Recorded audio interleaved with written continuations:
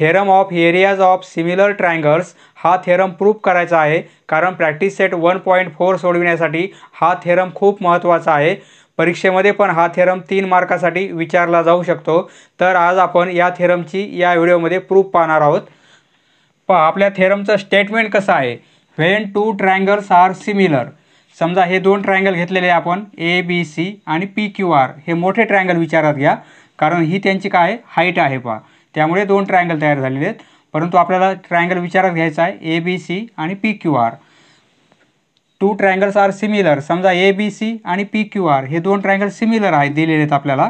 Triangle ABC similar आहे, triangle PQR हे दोन ट्रायंगल सिमिलर आहेत.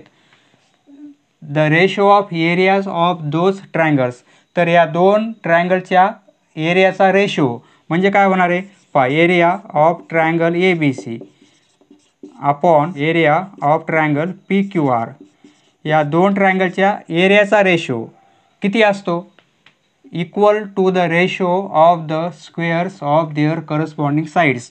पहा आता करस्पॉन्डिंग साईड कोणत्या होतील, ही AB होईल तर PQ होईल, बरोबर आहे. ABला PQ असेल म्हणजे AB अपॉन PQ ह्या झाल्या करस्पॉन्डिंग साईड, परंतु स्क्वेअर्स यांचे स्क्वेअर्स म्हणजे AB square upon PQ square. पहा दोन सिमिलर ट्रायंगल, आता हे आपण ABC आणि PQR सिमिलर आहेत, बरोबर आहे.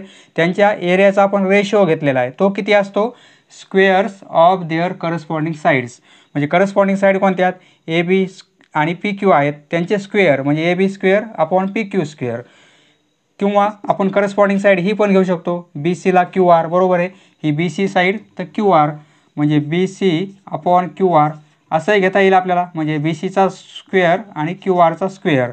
किंवा असंही घेता येईल ACला PR साईड. पहा AC आणि PR या करस्पॉन्डिंग साईड आहेत, म्हणजे AC square upon PR square. म्हणजे यापैकी कोणती एक व्हॅल्यू चालेल आपल्याला, ही घेता येईल किंवा ही घेता येईल किंवा ही घेता येईल, म्हणजे तिन्ही पण इक्वल आहेत. म्हणजे आपण फक्त असंही लिहू शकतो, area of triangle ABC upon area of triangle PQR equal to AC square upon PR square, एवढंच लिहिता येईल आपल्याला. किंवा ही पण व्हॅल्यू घेता येईल किंवा ही पण. आपल्याला प्रॉब्लेम सोडवताना जी साईड दिलेली असेल त्याप्रमाणे करस्पॉन्डिंग साईड घ्यावं लागतील. म्हणजे लक्षात आलं तुमच्या. When two triangles are similar, triangle ABC आणि PQR आपल्याला सिमिलर दिलेले आहेत. The ratio of areas, ratio घेतला आपण त्यांचा, is equal to the ratio, हा रेशो आहे. स्क्वेअर्स ऑफ देअर, हे स्क्वेअर घेतले आपण, देअर करस्पॉन्डिंग साईड्स, ह्या करस्पॉन्डिंग साईड आहेत. AB अपॉन PQ किंवा BC QR AC PR या काय करस्पॉन्डिंग साईड, त्यांचे स्क्वेअर घेतले आपण, ते इक्वल असतात. हा आहे आपला theorem of areas of similar triangles. आता याची आपण प्रूफ पाहू. पहा यावरून आपल्याला गिवन काय आहे ते पण लिहायचं आहे. परीक्षेमध्ये आपल्याला फक्त स्टेटमेंट येणार आहे, त्यावरून आपल्याला गिवन लिहायचं आहे, या फिगर काढायचे आहेत, नावे द्यायची आहेत आपल्याला गिवन. किंवा परीक्षेमध्ये असंही येऊ शकते, गिवन दिलेलं असेल, या दोन डायग्राम दिलेले असतील, फक्त आपल्याला प्रूफ विचारलेले असेल.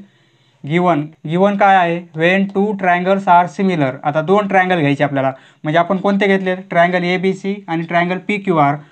पहा ट्रायंगल ABC सिमिलर आहे triangle PQR. The ratio of areas of those triangles, आता यांचा रेशो घ्यायचा आहे आपल्याला, एरियाचा रेशो घ्यायचा आहे. एरियासाठी यामध्ये बेस आहे, यामध्ये बेस आहे, परंतु हाईट नाही, त्यासाठी आपण हाईट काढली. म्हणजे AD आणि PS या काय आहेत, हाईट आहेत. हाईट परपेंडिक्युलर असते बेसला, बरोबर आहे.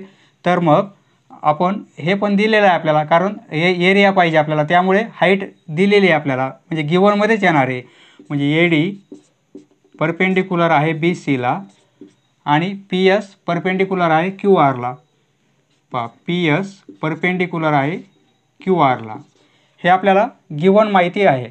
तर आता आपल्याला प्रूफ करायचं आहे. टू प्रूव्ह, पहा आपल्याला काय प्रूव्ह करायचं आहे, काय सिद्ध करायचं आहे आपल्याला. द रेशो ऑफ एरियाज म्हणजे ह्या दोन ट्रायंगलच्या एरियाचा रेशो म्हणजे काय असेल, area of triangle ABC upon area of triangle PQR equal to the ratio of the squares of their corresponding sides.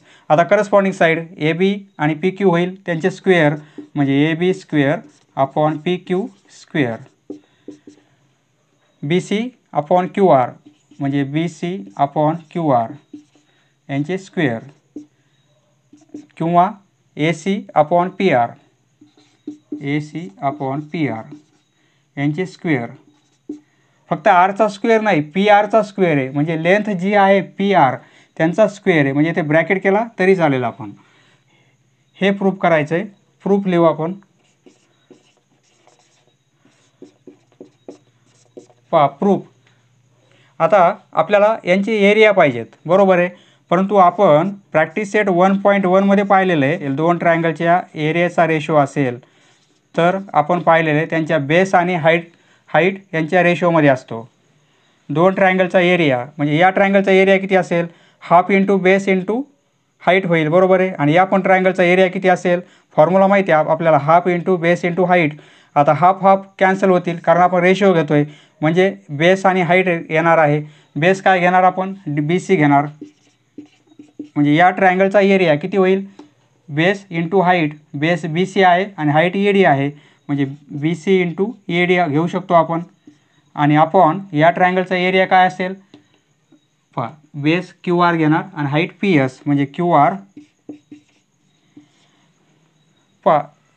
आता यालाच आपण असं लिहू शकतो ना हे यालाच आपण असं लिहू हे B C upon Q R म्हणजे बेसचा एक रेशो केला आपण इंटू फक्त सेपरेट केला आपण हाईटचा रेशो पी एस बरोबर आहे.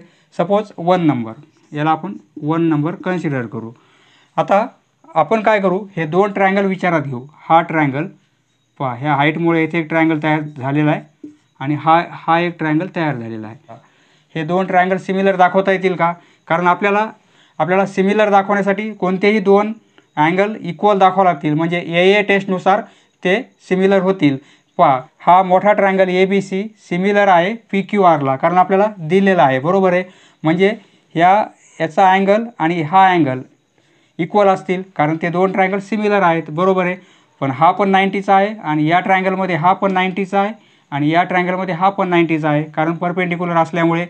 म्हणजे या दोन ट्रायंगलचा विचार केला आपण तर हा अँगल या अँगलला इक्वल आहे हा अँगल या अँगलला इक्वल आहे. दोन अँगल इक्वल असल्यामुळे हे दोन ट्रायंगल सिमिलर होऊ शकतात बरोबर आहे. Triangle A D B and triangle P S Q B आणि क्यू इक्वल होतील म्हणजे अँगल बी कॉन्ग्रंट किंवा इक्वल आहे अँगल क्यूला.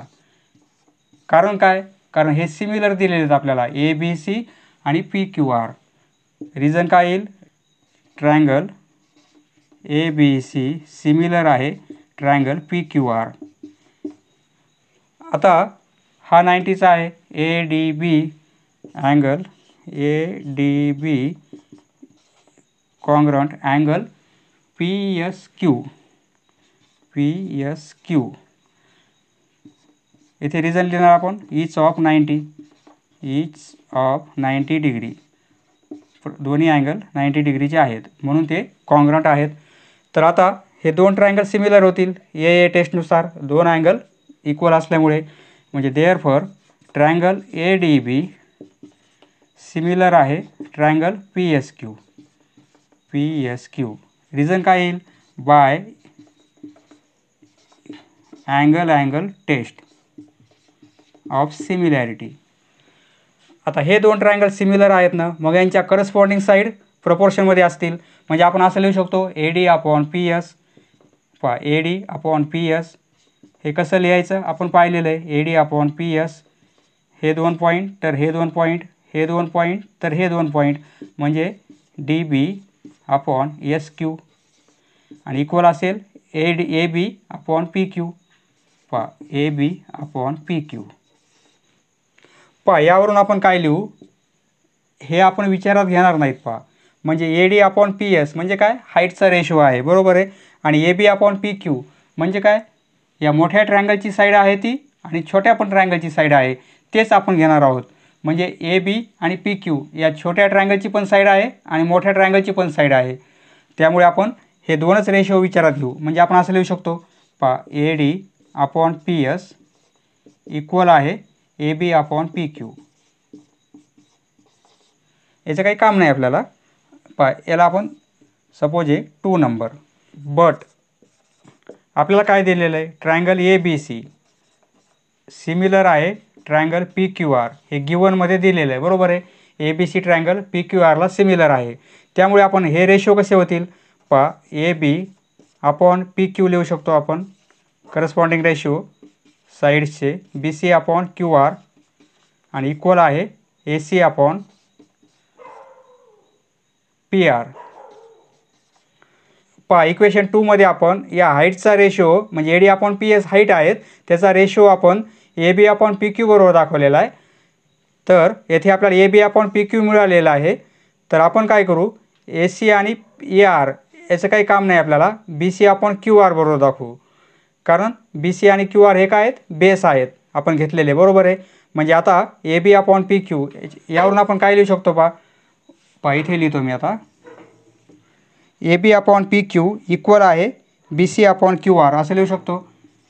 ए B upon P Q equal आहे B C upon Q R.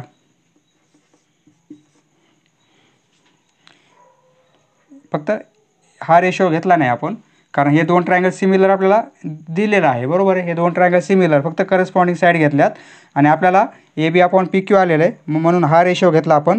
येथे आपण हाईट घेतली A D upon P S. आता इथे आपण B C Q R, B C आणि क्यू आर इथे बेस घेतलेला आहे आपण.